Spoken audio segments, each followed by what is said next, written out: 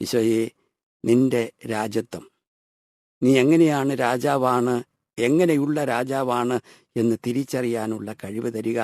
അതെന്നും ഓർമ്മയിൽ നിലനിർത്താൻ കൊടുത്ത് കരുണ കാണിച്ച് ഹൃദയങ്ങളിലേക്ക് കടന്നു കയറുന്ന നിന്റെ രാജ്യത്വത്തിൽ പങ്കുപറ്റാൻ എന്നെയും നീ അനുഗ്രഹിക്കുക.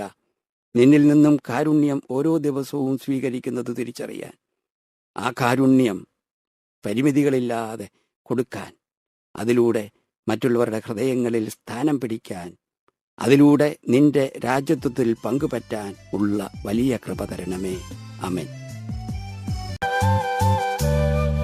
കണ്ണുകളിൽ തെളിയും നിന്റെ രൂപമെന്നും, കാതുകളിൽ പൊഴിയും തിരുവചനങ്ങൾ.